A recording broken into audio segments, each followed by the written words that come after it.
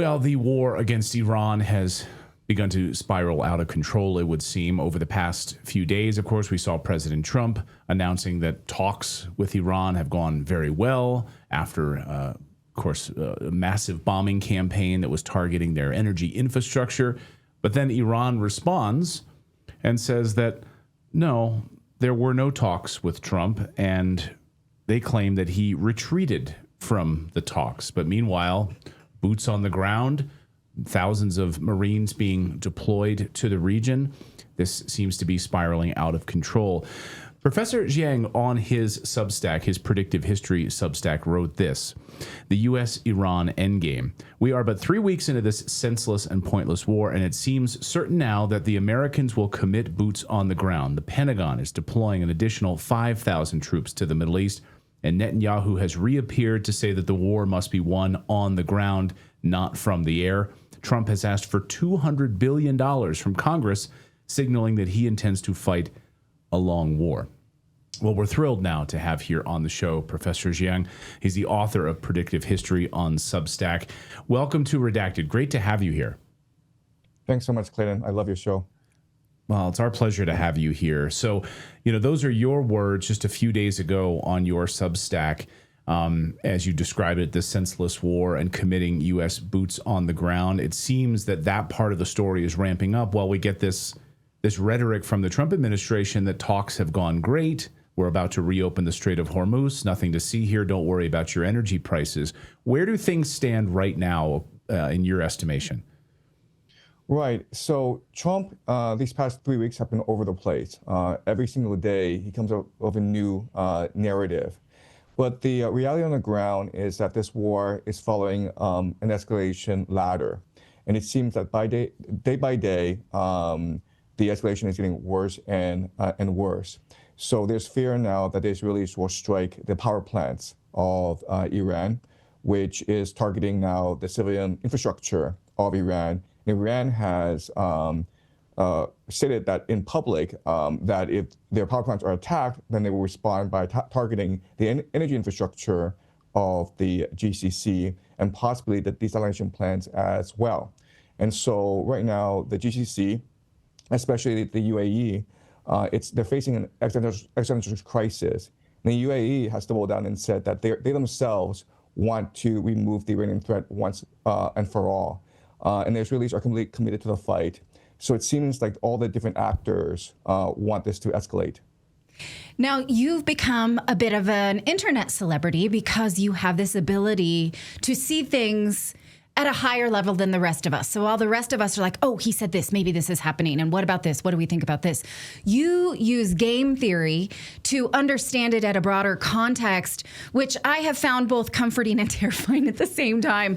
Can you respond to how the internet has responded to you, on a personal level, but then also how are people actually then making choices in their lives based on what you say? Because I know for me, it's like, okay, we better, think about what our plans are in our family. We better think about what is our emergency response. And so can you talk about some of the response to you and then also what's practical for the rest of us that are just watching this war in horror? Yeah, sure. So for the past 2 years, I've been developing a new system of predictive modeling, where I take game theory and I make predictions about how world events will turn out. And by making these predictions, I can better refine my game theory model. And so 2 years ago, I made 3 predictions. The first prediction is that Trump would win the 2024 general election, become the 47th president of the United States.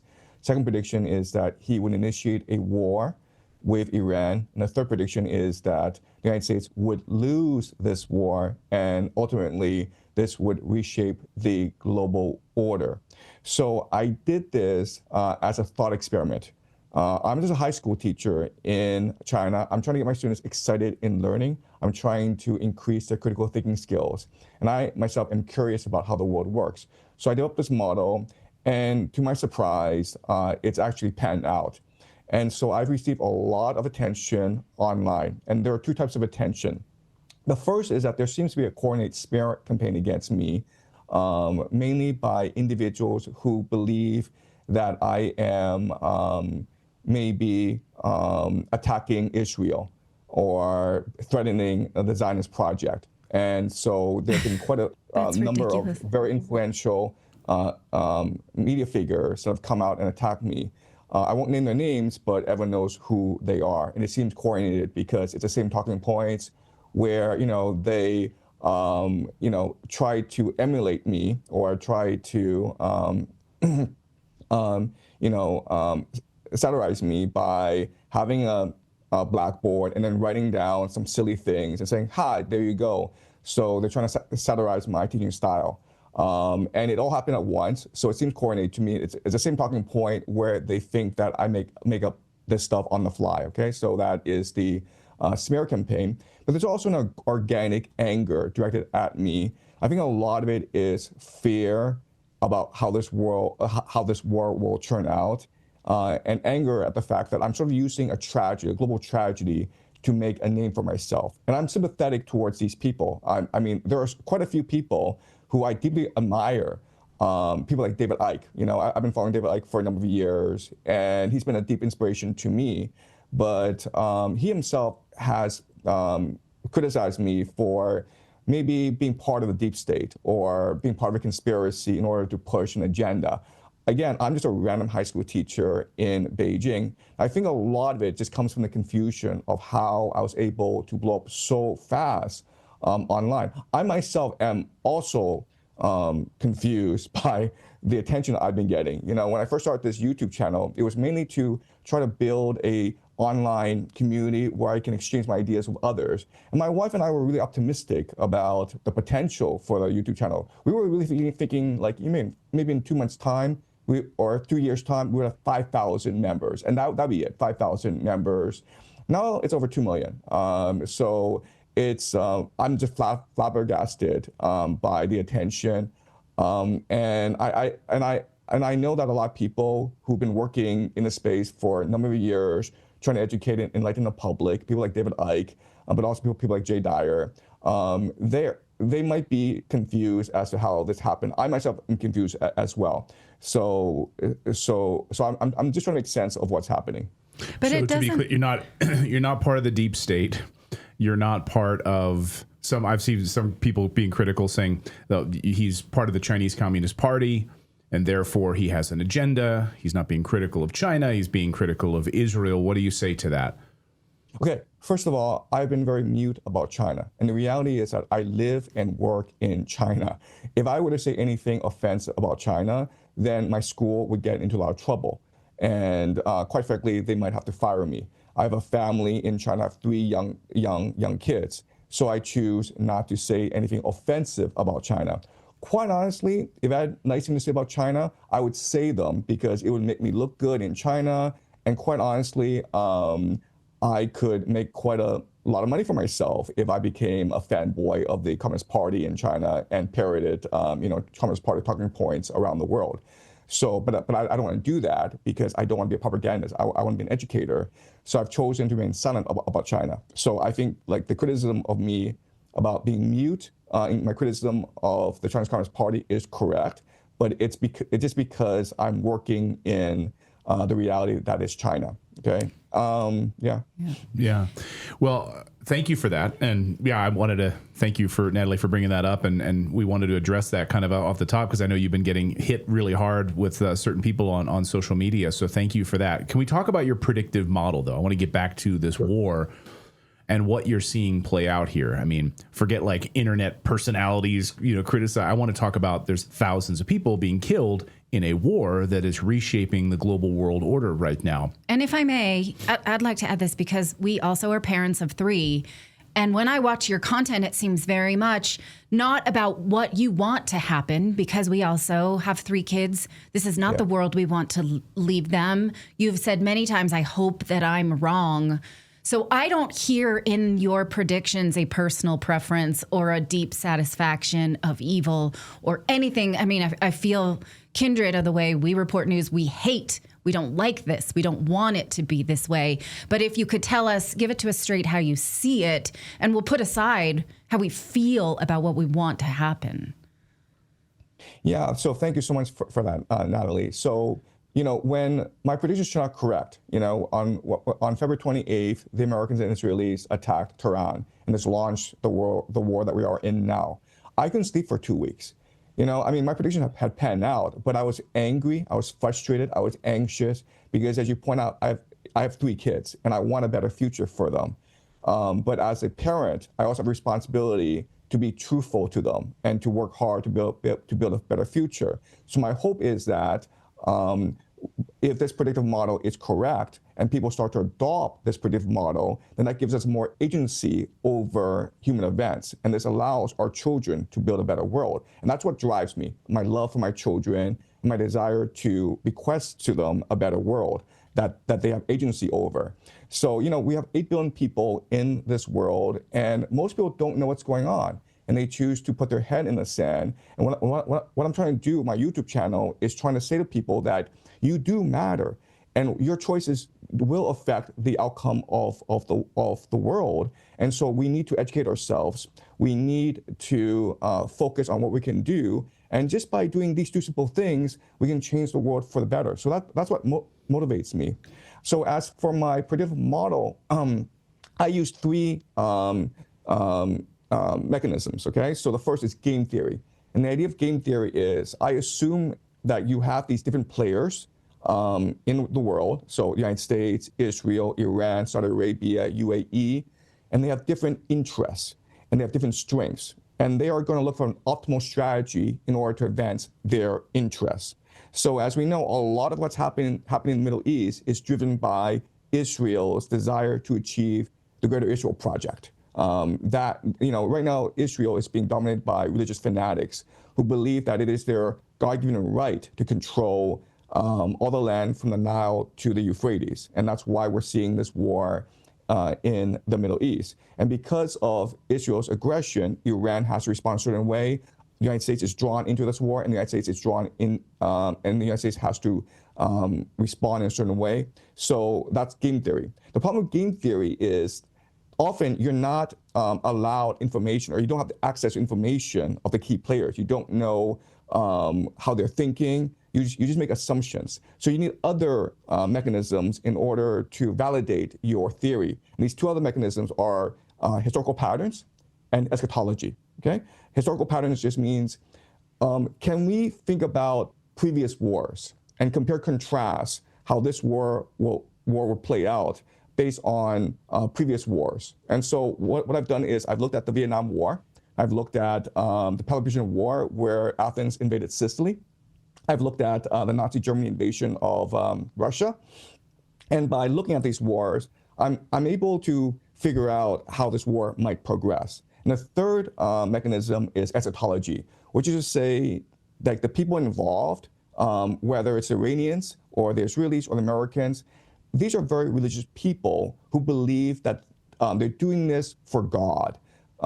They're doing this to build a better world. And so once you understand their eschatology, once you understand the religious worldview, you can better understand their motivations and their strategy moving forward. So then you have like 3 different strands, right? You have game theory, eschatology, and historical patterning. And if you're able to figure out where these 3 converge together, you are then able to make accurate predictions about how things should progress. Now, you've said Iran's edge in all of this, I believe, and if I'm misquoting you, please forgive me, is escalation control.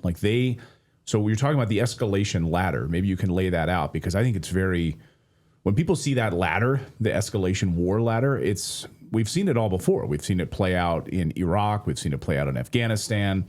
And I saw a meme this weekend where someone said, Clayton, the problem with 3-day wars is that they tend to last 5 years. And I thought that just really hit it. So anyway, you make the point that Iran has been able to control the escalation control. What exactly does that mean in terms of the United States and Israel's plan to actually escalate this war?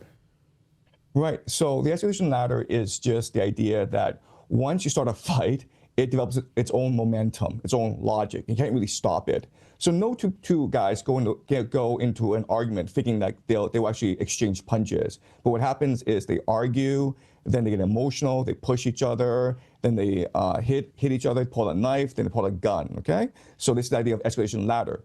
Now, according to this theory, the United States and Israel have escalation dominance because they can move up far higher than Iran in the escalation ladder because the United States and Israel have access to nuclear weapons, right? And Iran doesn't. So in theory, the United States and Israel have more options than Iran. But if you've ever been in a fight, what you recognize is that the weaker opponent is forced to be more strategic, to be much more flexible, to have more control over the situation. So I did a lot of Brazilian Jiu-Jitsu before. And in Brazilian Jiu-Jitsu, it's all about maintaining calm, maintaining control. And if you are able to maintain calm control, you can even defeat a bigger opponent who are stronger and heavier than you are. So what we're seeing in this war is the Iranians are able to calibrate their strategy far more effectively than the Israelis and the Americans. The Americans use something called a shock and awe strategy, where they go and blow things up, right? So the Israelis, if they want to assassinate the Ayatollah Khamenei or Ali Larijani, what they do is blow up 10 blocks, okay? It's devastating, but it's effective, it's blunt. The Iranians, on the other hand, are able to calibrate their strikes. So like if they're able to target perhaps a military base in Bahrain, they're able to target Mossad Center in Israel. And so by doing that, what Iran is able to demonstrate is confidence in its arsenal. It's able to maintain diplomacy, political diplomacy, as well as global public opinion. They're also able to divide and conquer the allies, right? So they don't want the entire GCC teaming up with Israel and the United States. So they just want to target specific areas. So for example, military bases. They don't actually want to target energy infrastructure because then that might cause Saudi Arabia to declare war on Iran. So what we're seeing for these past few weeks is, whereas Israel and the United States are choosing a blunt instrument, shock and awe, just blow things up, the Iranians are being very strategic. They're being very calculating. Another example, of course, is the Strait of Hormuz, where Iran is able to determine who's able to pass through the Strait of Hormuz, therefore not impacting the global economy as much as they could. Now, what's frustrating for me is that the United States and Israel can escalate in these horrific ways, and there's no international consequences. So they can destroy Gaza en masse. They can hit a school of young girls, and there's no consequence for it. So as an American, it's infuriating because there should be some consequences so that we never do this again. And the world is letting us, and I'm very confused why that is. So can you explain that variable in your game theory? Right. So there is actually a major consequence. A major consequence is the morale of your population, which affects your will to fight, right? So if people believe that it is a good cause, they are willing to commit themselves to the fight. They're willing to make the sacrifices necessary to win the war, right? So what we're seeing is, look, these soldiers, these American soldiers, are not enthusiastic about this war. There were these American commanders who told their soldiers that this war against Iran is because God ordained Trump to achieve the second coming of Jesus. And what you had was dozens of complaints filed against these commanders. You're seeing fires break out in Gerald R. Ford supercarrier, right? So Gerald R. Ford supercarrier came into the theater hoping to have a mutual impact, and then a fire broke out, and then the Gerald Ford is now forced to retreat back into the Mediterranean. And apparently, the rumor is the Gerald Ford is now out of commission for the next 2 years because the damage was so extensive. And the theory is there's an investigation as to whether the sailors deliberately set fire in a laundry room to decapitate the supercarrier. Okay, so you're seeing low morale among American soldiers. First day of the war, what happened? All the American soldiers changed into civilian clothes and then fled into hotels. Popular opinion in America, only about 40% of the population support this war. And this is the lowest support in the past 20, 30 years. So the consequence of not having a strategy, of not having a purpose, of not having a rationale means low morale among your population. And this is important because eventually if Trump wants to win this war, he needs a ground invasion. And already we're seeing 5,000 additional troops being deployed to the Persian Gulf. And a lot of people assume they're planning an amphibious landing somewhere, possibly Kark Island, but also possibly a naval base in the southeast of Iran. Once you commit the ground invasion, then you're going to have a popular uprising throughout America. Once you have this social media footage of Marines getting killed in Iran for no particular reason, I mean, Americans don't want to die for Epstein or Israel, right? So there's a tremendous consequence to what the Americans are doing right now. Let's talk about this air power, because you've been critical of, I think you've referred to it as the inverted pyramid, where the United States really relies on air power more than anything, whether it's drones, whether it's air, with fighter jets. But Iran, as Netanyahu has said, will need to have boots on the ground in order for there to be an effective regime change. So these seem really at cross purposes. And then you mentioned 5,000 Marines there's a really massive buildup now of U.S. forces heading to that region. It seems inevitable. I hate to say it, but it seems inevitable. Right. So if you want to win this war, what you do is you spend 2 years to stage 2 million troops around Iran. Okay, so you have 500,000 troops in Pakistan ready to assault from the southeast corner. You have another million in Iraq coming from that border, and then you have another 500,000 maybe in Azerbaijan coming in from the north. Okay, you need about 2 years because you need to stockpile ammunition to train the soldiers to have the order of battle ready. Okay, if you want to win a war, you actually do it that way. The problem is that America has not fought a real war ever since Vietnam. 2003, the war against Iraq was not a real war because Saddam Hussein didn't have any air defense. He basically gave up even before the war began because he assumed that Americans would not be stupid enough to invade Iraq because that would make Iran the regional power, right? Because Iraq was a balance to Iran.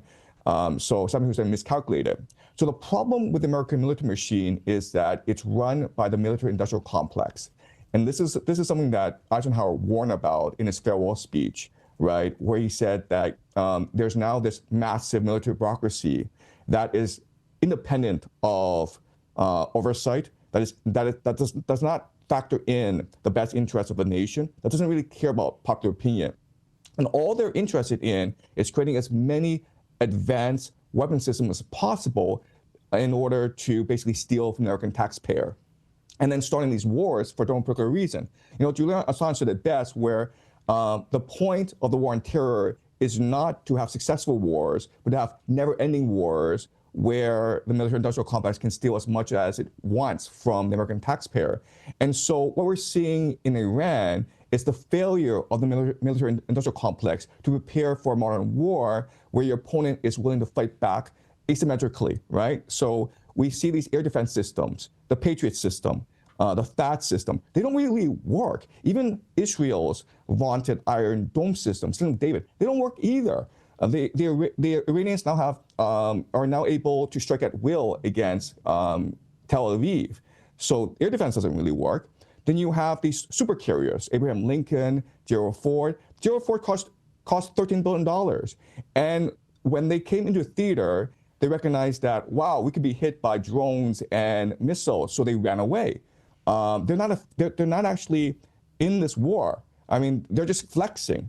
And then you have these jets like the F-35. The F-35 cost $100 million each. It took about 26 years to develop, and it had stealth technology. This is the most advanced jet in the entire world. Yeah, we were told it was unhittable. Unhittable. Yes, exactly. And the Iranians hit them with like pretty limited radar. So it just shows you the corruption of the military-industrial complex right now in the United States. And it shows you how the United States is not ready for this war at all. Let's take a quick break. And then I want to ask you more about game theory in specific, your prediction about the United States eventually losing this war. So we'll be back in just a moment. You may have seen the conversation happening online lately that censorship is back. It's happening everywhere. Platforms are controlling narratives and pushing the stuff they want us to see. We need to fight back. Well, Rumble is the only company that has stood the test of time and deserves our support. They've been supporting Redacted for years, and we are so grateful for that relationship. Now, on one side, Rumble is challenging censorship with platforms like us, but they also have something that will give us protection from big banks shutting us off, canceling our accounts, freezing our cards. That's why they launched Rumble Wallet, which is a wallet that no one can cancel and that supporters can use instantly to tip creators like Redacted without making any middlemen enriched by taking cuts. With Rumble Wallet, you control the money, not a bank, not a government, not a tech company, and not even Rumble can touch it. It's yours and only yours. You can buy and save digital assets like Bitcoin and Tether Gold, and now the new USAT, which is a regulated stablecoin, all in one place. Tether Gold is real gold on the blockchain with ownership of physical gold bars. USAT keeps your money steady against inflation, no banks needed. So show some support for Rumble and other creators with using the tip button. You can go to wallet.rumble.com. See all their offerings there for a more secure banking and crypto investment solution. Download Rumble Wallet today, open an account, step away from big banks for good. Wallet.rumble.com or search Rumble Wallet in the App Store.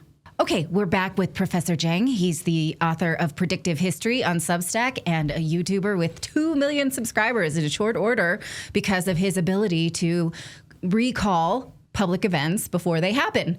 I guess recall is not the right word. So some things that he had said in 2024 is that Trump will win the election, he will start a war with Iran, and that the United States would lose that war. So the war that President Trump said would be easily won in the days leading up to it has not proven to be so. So Professor Jiang, thank you. Welcome back. I want to ask you about this prediction. Did you think, when you predicted the war with Iran, first of all, can you tell us why you saw that coming when so many allies of the Trump campaign, such as Tulsi Gabbard, were against the war with Iran, and why you think the United States would lose it, why you knew that before the president ever did?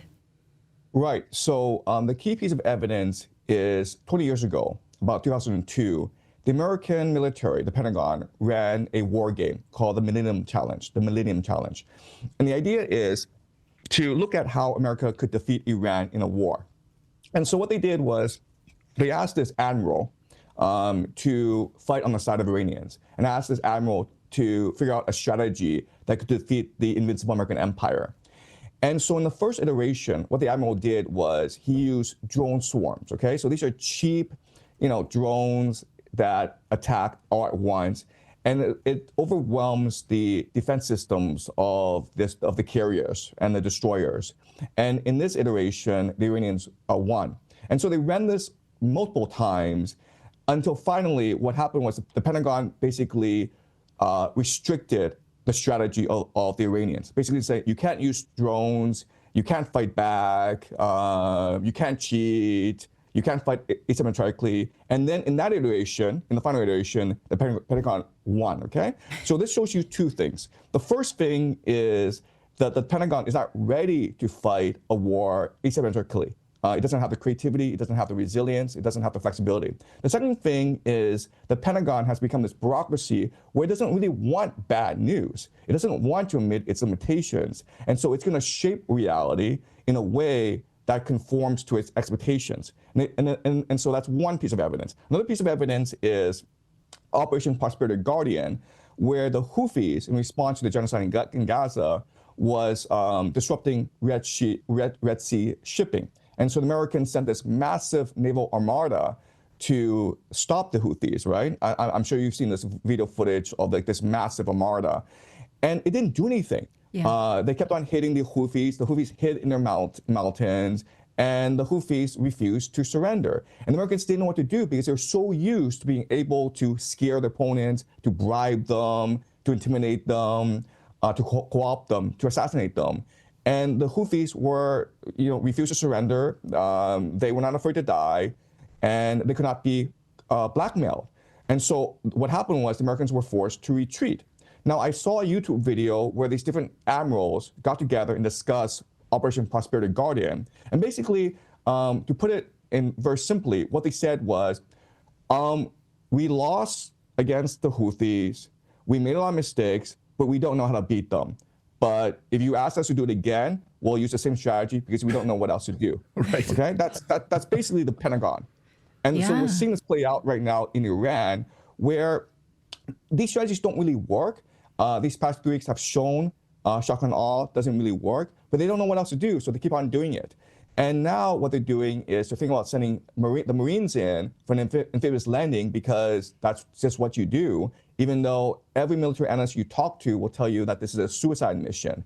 But unfortunately, once you commit to a war, the war achieves a momentum and a logic of its own. And this is what happened in Vietnam, where in 1965, 1966, the Americans basically knew they could not defeat this insurgency in South Vietnam, but they didn't want to give up because of credibility or face, right? They don't want to look bad in front of the world.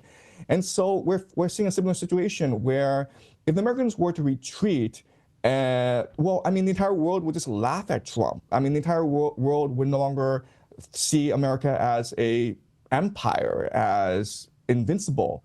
And the Pentagon could not really countenance this possibility. So what they'll do is they'll double down. It's very much like going to a casino, losing $1 million, and then you're stuck. It's a sunk cost fallacy where, you either stay and try to gamble back your money, or you go home and have to tell your wife what happened, right? Can I just stay on this issue of morale before you change the subject? One more question about that. Because it feels like it doesn't matter that we're all so upset about the war, but you're saying it does. But on the other side, many Arab countries do have something to fight for, specifically the Palestinians, specifically the Iranians. Living as a Palestinian in Gaza under constant surveillance, where the Israelis can kill you and rape you at will, lock you in Gaza. You're waiting decades for a right of return and living in utter poverty and misery. To them, the stakes are utterly existential. So anyone aligned with them has nothing to lose. So they do have moral support, whereas the rest of us don't. Can you explain how that plays into their, because if they lose, they're all wiped out. There's nothing. I mean, I just finished Ramzi Baroud's book over the weekend, and the way that the Palestinians in Gaza have been living for decades is horrific. And those are stories that are not told to us, but it's very motivating to them. Yeah, look, I think that the Iranians have extremely high morale. And the reason why is they think they are on the side of truth. What people forget of the Iranians is that these are the Persians, and the Persians have around for about 3,000 years. And the Persians were originally Zoroastrians. And Zoroastrians were the first eschatological people in that they believed that they are here to serve the will of God and to bring about a just world. And so they believed, if you live a life of truth, if you fight for what is good, then you make the world a better place. And and that's why the Iranians refuse to do a preemptive strike. There are a lot of people telling the Iranians, you know what, the Americans are going to come anyway, the Israelis are going to come anyway, take the initiative, set the contours of this war. But the Persian people are like, no, we have to live the truth. We refuse to submit to the lie. So if they attack us, we'll fight back. But we will never, ever be the aggressor. We will never, ever choose the path of violence. We choose the path of right. And, when you do that, when you submit yourself to the will of God, when you commit yourself to righteousness, there's an inner fire in you that allows you to surmount all obstacles, that gives you faith in the most darkest times. And you can see that in Iran, where, they're being devastated. In the first week, they really struck an oil depot in Tehran, and so the entire sky was black. But inside, there's a light shining in the Iranian people. And that's what happens when you fight a war for a good cause as opposed to a bad cause. You brought up David Icke earlier, and we're big fans of David Icke here on this show. Yeah. He's been a guest a number of times. One of the things that he's been saying is that this Iranian war, this collapse of Iran, et cetera, has been planned for a long time. I mean, this is many, many decades. As you pointed out, the war games that they were playing at the Pentagon many decades ago. But this is all part of a plan, a broader plan. And his argument is, of course, that Trump is just like a pawn in this cultist's chessboard, ushering in this new era of AI and control. And we will lose more rights. I mean, I just did a video this weekend about this very same thing, this idea that they will take away our control. They will take away our ability to transact. AI will have, this biological connection now to the human brain. They are ushering in this new era of control, just like the Patriot Act. So we can get all into the finite details about air power and this drone struck this particular oil plant and this, but really it's part of a larger game. Do you see it that way?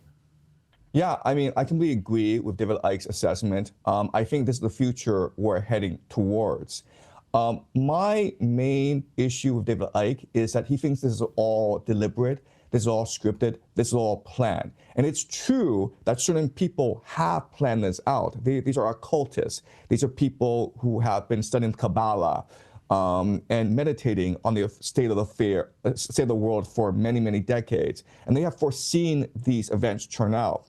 But to say that this is all scripted really doesn't take into account the agency of certain individuals.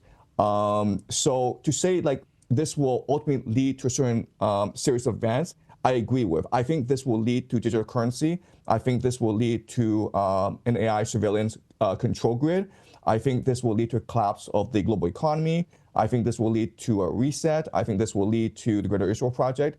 So on where the world is heading, I agree with David Icke, but I will also point out that according to game theory, we cannot discount certain players in this game. So for example, Donald Trump and Vladimir Putin are major players in this game, and their interests are not actually aligned with the interests of the global elite. Yes, the global elite has a certain plan for us, and this war is meant to achieve this plan, but Vladimir Putin and Donald Trump may have other plans as well. And what we're seeing is really the script being played out, but also a response to this script. So I don't think things will work out as seamlessly as people predict. Yeah, no, I see what you mean, and I think you're spot on with that, because there are individual players in this that have agency and can manipulate. There is a broader framework, whatever you want to call it, this 2030 agenda more broadly, control grid, et cetera, digital currency. They want massive control of all of us. And really COVID-19, of course, was the trial run to see how far they could push us into these lockdowns. Do you believe that we are heading into a massive energy lockdown, the likes of which we've never seen before, even eclipsing what we saw with COVID-19? You're already seeing, obviously, in Southeast Asia. You talked about Thailand in your interview with Tucker. Thailand already on fuel restrictions and telling people to stay home. They've, I think, declared a state of emergency. Vietnam and other countries as well. So do you think we are heading for a massive lockdown? I actually think the real issue that the global elite need to resolve is the financial system. Meaning that over the past 10, 20 years, they printed too much money. And there are too many individuals who are millionaires. And this is causing a lot of problems for the global economy. And so what you need to do is basically destroy a lot of this wealth. And there are different options that you can use to destroy this wealth. A civil war in America would do it. A false flag attack on financial data centers where a lot of wealth is wiped out will also work. And then you can blame this false flag on Iran and therefore muster public support for a national draft. So I think like their priority is not necessarily to lock the country down, but to try to destroy as much excess wealth as possible from the system in order to better regulate individuals. That's terrifying. I mean, yeah, maybe not the lockdown in the COVID sense of the term, but locking us down financially. Yes. By wiping out huge stores of value. That's absolutely terrifying. Yes.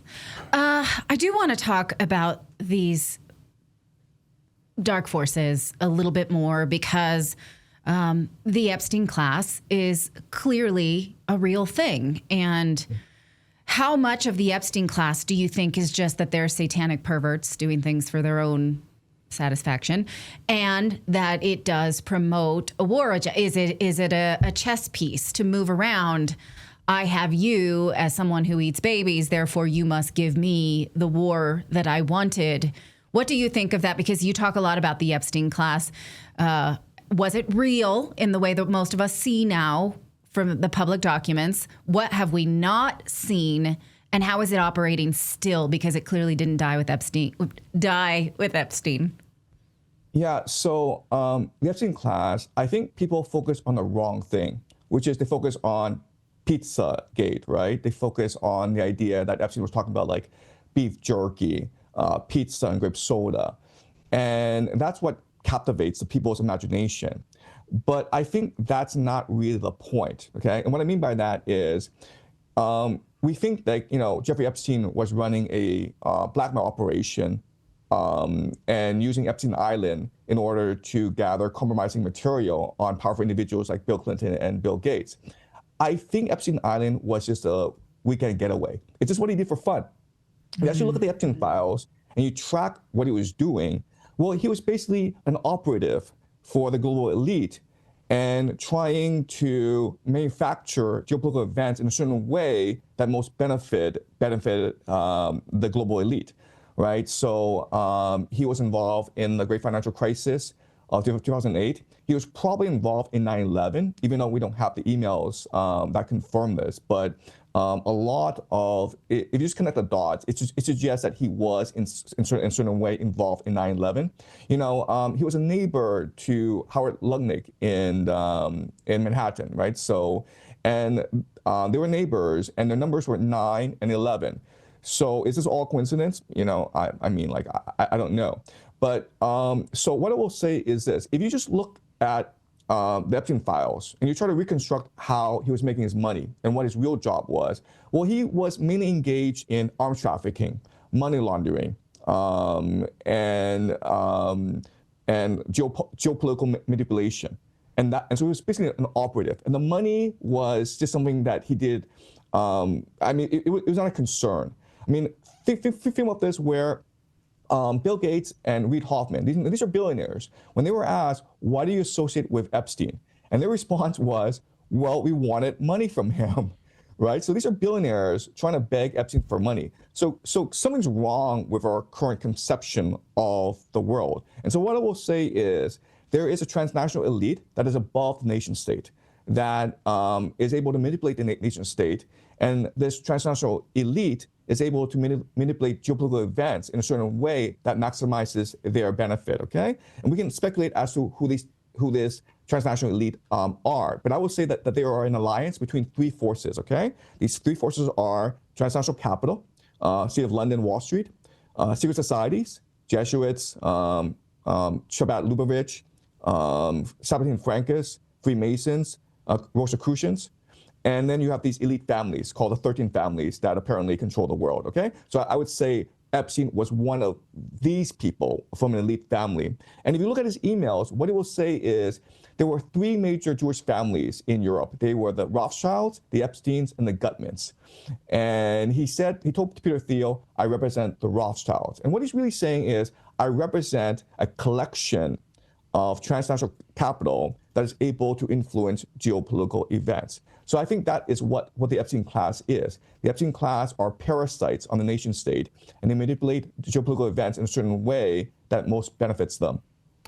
Joe Kent last week, I think it was last week now, time is flying so quickly, resigned from the Trump administration, basically trying to prevent this war in Iran. He says that all of the intelligence agencies have confirmed that Iran did not have nuclear ambitions. They were not building nuclear weapons. President Trump, just on Monday, comes out and says, the whole reason we're having these negotiations, no more wars, and we will not allow Iran to get those nuclear weapons. So there seems to be this massive disconnect. Joe Kent posted this, and I just want to read it to you. He said, step one in de-escalation must be restraining the Israelis. Otherwise, all efforts to negotiate will follow this pattern. Well, President of the United States will announce a de-escalation, and then Israel launches some major attack, on oil infrastructure or desalination plants. And that's what we've seen now repeatedly in these past few weeks, is that the United States says one thing, and then the Israelis go around quickly and launch some sort of attack on Iranian infrastructure, like you mentioned, the oil and the black cloud hanging over Tehran. So do you agree with Joe Kent that the only way to de-escalate is to rein in the Israelis? I completely agree with this assessment. So in the early days of the war, on the first day, a drone struck the Saudi Aramco facility in Saudi Arabia. And we assumed at first that it was Iranians. But later it was reported that actually this drone was coming in from Lebanon. So the Iranians launched a drone from Lebanon, right? So people speculate that this was an Israeli false flag to force Saudi Arabia into the war as quickly as possible. Tucker Carlson himself reported that he was told by confidential sources that the Qataris had arrested 2 Mossad agents who they suspected of sabotaging, of doing a sabotage operation in Qatar. Later, the Qataris denied this, but this fits very much the Mossad MO. Recently, there was a long-range missile strike on Diego Garcia. And at first, people were bewildered because we just assumed this was beyond the range of Iran's ballistic missiles. But now it's been reported that actually these missiles were fired from an Israeli submarine. So it is in the best interest, according to game theory, for Israel to drag this war out as much as possible and to drag in as many players as possible. Ideally, Israel also wants to drag in Saudi Arabia, UAE, Turkey, and Pakistan as well. Because from their perspective, this war is the best opportunity they have to achieve the Greater Israel Project. If they destroy the GCC, if they destroy Iran, then they are the only regional power left standing, and that is their ambition. But also, sorry. No, go ahead. Yeah, but I will also add some nuance to this, where the Iranians do not actually want this war to end as well, because for the past few decades they've been under tremendous sanctions, and they want sanctions relief. And they recognize that if they are to rebuild and modernize and forever protect themselves, they need to accomplish certain things. The first thing they need to do is establish control over the Strait of Hormuz. And that would be their main economic lifeline, where they can charge a 10% toll on any passage through the Strait of Hormuz. So that's number one. Number two is they need to eliminate the American military presence in the GCC. So they need to America out of the Middle East. And the third thing they need to do is establish credibility, meaning they need to do enough damage to Israel so that Israel will be forced to be respectful towards Iran, and then Israel and Iran can come to a peace treaty once the United States leaves. So that's really the long-term vision of Iran as well. Is that doable? That Israel will ever submit to the greater good of other countries? Right. So if you look at the Greater Israel Project, it's very clear that it extends from the Nile to the Euphrates. It does not include Persia. Israel is not actually interested in Persia. So according to game theory, what Israel wants to do is knock out both the GCC and the United States.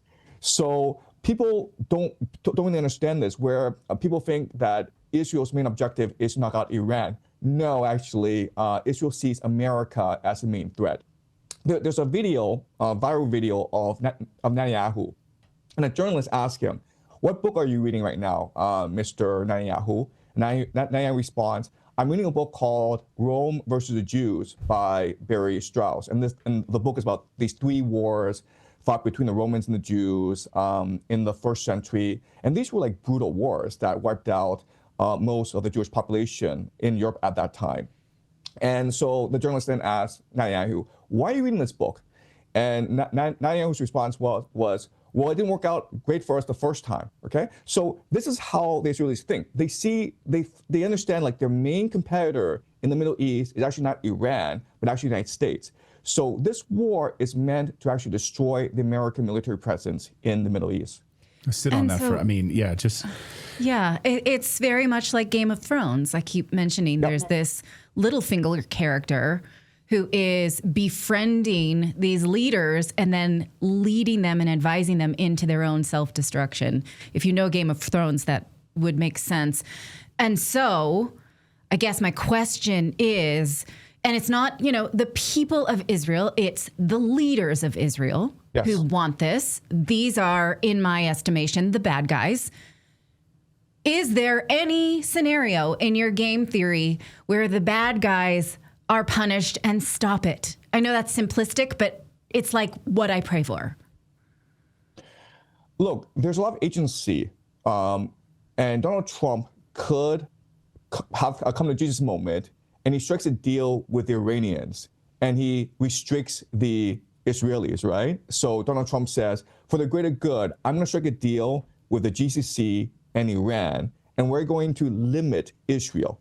Now, Israel has nuclear weapons, so you can't attack Israel. But what the United States can do is we're going to pass laws that say you cannot be a dual citizen and sit in the U.S. Congress. You cannot be a dual citizen and work in the national security apparatus of America. And we're not going to sell weapons to Israel, and we're not going to finance the military activities of Israel. I mean, the reality is the Israelis have free healthcare, and a lot of this is being financed by Americans who do not have free healthcare, by the way. Yeah, we know this. Yeah, exactly. And they have a space program. Like, why are we propping up a country that has a space program? Right. It's incredibly frustrating because federal workers are not being paid at the airports. We, just traveled this weekend and we walked through, and it's heartbreaking to watch these people go without paychecks and know that we're spending all this money to bomb Iran. It's really hard to take. So, Professor, we're going to take a quick break, and we're going to come back. We want to ask you about your next big prediction, and also about something you said last week, which is that this war powers we could be entering into with President Trump could even lead to a potential Trump third term. We'll talk about all of that in a moment. But first, well, don't you hate when people say, "I told you so"? Yeah, that's me, actually, because I did tell you. Sorry, but I told you that gold and silver were going to reap the benefits of excessive money printing, the Fed just printing money like crazy, overvalued markets, global unrest. It's here. It's happened. Gold and silver have both soared to all-time highs. So I hope you called our friends at Lear Capital and you bought some. If you didn't, trust me, it's not too late. Experts are predicting even higher prices ahead. And they get it. They know what's coming. Isn't it time, folks? Get yourself some gold and silver today. Call the best in the business. I personally use them. So does Natalie. We both do. And our kids do as well in their IRAs. Lear Capital, it's a free phone call. There's no obligation to purchase, just education information on protecting and growing your wealth with gold and silver. I'm sure there are many of you that have called and haven't purchased yet for whatever reason. Don't make the same mistake twice. Now is the time to get some gold shipped directly to you or shift some dollars in your retirement accounts over to physical gold and silver. It's easy to do. Natalie and I have done it for both, and I've been extremely satisfied with Lear's knowledge, their service, their prices. I urge you to call today and learn more. Call them, 1-800-613-3557, or go to LearRedacted.com, and you can receive up to $20,000 in free bonus medals with a qualified purchase. All right, we're back with Professor Xiang, and to talk more about his predictions here, and as well as possibly a Trump third term. Professor, before we get into the Trump third term piece of this, as you're gaming out this war now, and things have changed, I'm sure, since the first 3.5 weeks of this thing, where are you seeing your predictions pointing over the next month, maybe year or so? Are there any predictions that you'd want to reveal here on our show?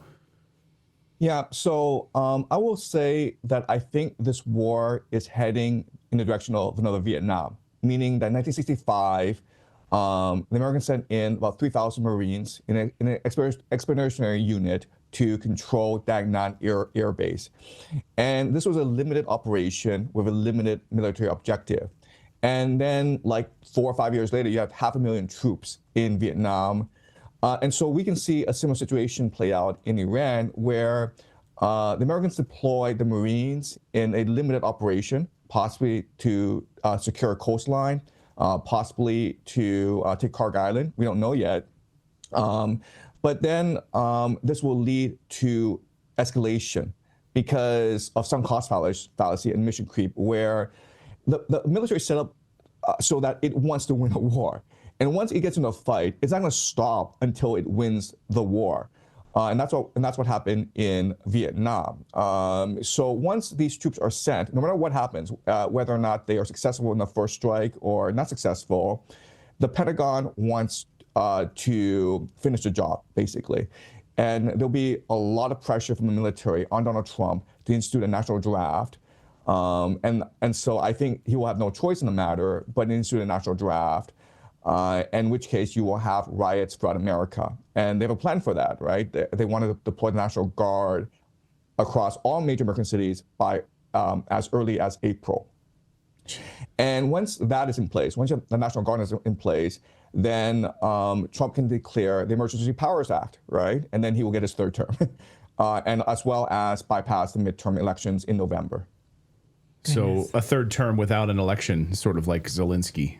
Basically. Well, right. I mean, he already has a war without congressional declaration. And so, again, I come back to we have rules and orders, and all of them are just being steamrolled right now. It doesn't, and you can hear my despair in the fact that it feels like you're not supposed to attack civilian living infrastructure. Oh, we did that. You're not supposed to attack civilians. Yes, we did that. You're not supposed to level a whole society in Gaza.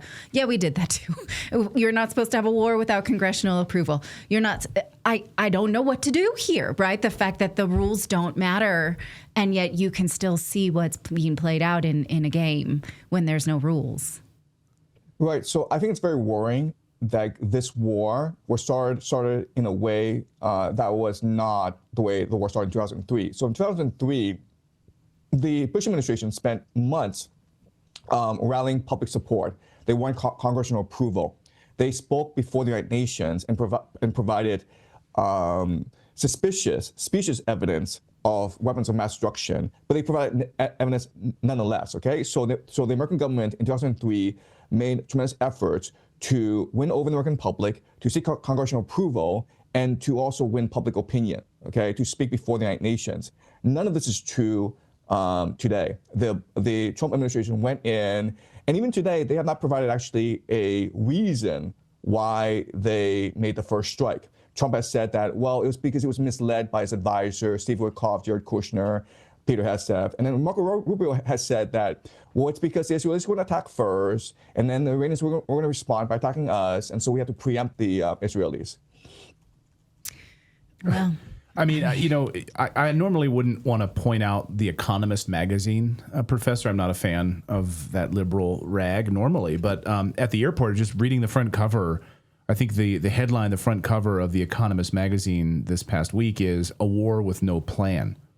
And I think you just hit the nail on the head. I mean, what is the plan here? Is there a plan? Do you see that there is an end game? Because people are asking, what's the goal here? Well, we're hearing nuclear, no more nuclear weapons. Well, they never had nuclear weapons. They weren't building nuclear weapons. It's to help the Iranian people. So you help the Iranian people by killing their children and bombing their oil and desalinization infrastructure. Like, none of it makes sense. Do you see any of it making sense? But let me just point out, having that within weeks of the start of the war is something different. We had to wait years in the Iraq War to get this kind of narrative. We can at least have it from strike one. So there's I've been so pessimistic this whole interview, so I wanted to point out that I can see silver linings. Look, I mean, if you just look at America's history in the Middle East for the past 20 years, what they did in Iraq, what they did in Libya and Syria. I think there is a plan. The plan is to balkanize Iran into ethnic enclaves and destroy Iran's limited water infrastructure, basically destroy the reservoirs, the power plants, and have these different ethnic groups fight over water for the next few decades. It's really to destroy Persia as a civilization. And that's exactly what they did in Iraq. So remember, in 2003, the war was won very quickly. And then Paul Bremer was appointed to oversee the transition. And the second act, okay, the second thing he did was something called the De-Ba'athification Act, which said that if you were a member of the Ba'athist Party, you were not allowed to work in government, you were not allowed to work in the military, you were not allowed to work in the police. The problem with that is that everyone who worked in government, everyone who worked in the military, everyone who worked in the police was a member of the Ba'athist Party. And so with that one order, it destroyed the nation state of Iraq. It destroyed the government of Iraq and its ability to deliver basic services to the Iraqi people. And this led to massive sectarian violence that's still raging today in Iraq. So I think that's the end goal in Iran, to do in Iran what they did in Iraq and Libya and Syria. But they can't come out and say this because the entire world would be disgusted with this plan. I guess we'll get you out of here on this, Professor. We haven't really talked about the media propaganda piece of all of this, which is really ramped into overdrive. You heard over the past few days, the same publications that were telling us in the Ukraine war that Russia had run out of ballistic missiles is the same media that's now telling us that Iran has run out of ballistic missiles, and they are being hindered and they're being shattered, and this will wrap up very, very soon. How do you, when you analyze the media propaganda arm of all of this, how do you see it unfolding? Right. So I think you're exactly correct in that the media will just be as propagandistic in this war against Iran as it was against Ukraine. So the problem with this, though, is unfortunately Washington, D.C. has become an insular bubble. And so if you are negative, if you voice any dissent, if you're critical like Joe Kent, well, you're pushed out of the bubble very quickly. And so basically everyone in Washington, D.C. is drinking their own Kool-Aid, getting high on their own supply. And this is very problematic because it will lead to bad decision making. And this is what we saw in Ukraine, where it was suicidal for Ukraine to launch counteroffensive against a heavily fortified Russian position. And by launching 3 counteroffensive that led nowhere, that accomplished no military objectives, the Ukrainians lost over about 1 million men of fighting age. But unfortunately, because the deep state, because Washington, D.C. is able to control the media narrative, people aren't aware of this. And so this war in Ukraine is dragging on for no particular reason, even though it's led to the destruction of Ukraine as a nation state, and even though this war is not winnable. And we can see a similar situation in Iran, where the war is being lost, where it's clear that the Iranians refuse to give up and they have clear escalation control. But Donald Trump is watching Fox News and he's watching, MSNBC and CNN and CBS News, and they have to tell him exactly what he wants to hear, which is this war is going great. The Iranian people love you. The Iranian people want democratic change. And one more day, and we've got this. The Iranians are so close to collapse, and we just stick on. We just fight on for one more week. We've got this. And then, 5 years later, we're still at this stupid war. Well, Professor, thank you for staying awake for us and joining us on this show. I know the time zones are really. Sorry. Before we end, I just want to give a quick shout out to Tucker Carlson, okay? Because people don't remember this, but we could have been in this situation in January 2020, because that's when Trump ordered the assassination of General Qasem Soleimani in Baghdad, and this was clearly an act of war. And it seemed as though the Americans were going to follow us up with airstrikes against Iran. So we should have been in this situation in January. But what happened was Tucker Carlson on Fox News, using his huge platform, every day he explained why this war would be a disaster for America. I think he even flew down to Mar-a-Lago to talk to Trump personally, okay? But Tucker Carlson saved us from nuclear war in January 2020. And for that, he was fired from Fox News. And people don't remember what a heroic act that was, because he's the only broadcaster in a major platform that came out to speak out against the war.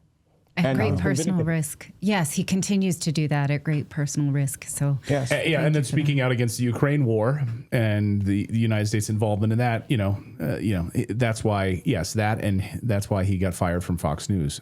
Clearly, Professor. Yeah, 100%. One of the few voices on national television who was calling out these neocons and this boondoggle that would have been a disaster for the United States. So thank you for that. Professor, thank you so much for the wacky time zones and burning the midnight oil to be up with us. We really, really appreciate it. Thank you for your incredible work. We want to drive everyone to your Substack and to your YouTube channel. It's remarkable. So thank you so much, Professor. We'd love to have you back. Really appreciate it. Yeah, no, I love talking to you guys. Yeah, I mean, I would love to come back. We've been looking forward to it. So, yes, pleasure. open invitation. Thanks, Professor. Yeah, anytime you're welcome. So thank you so much. Really appreciate it.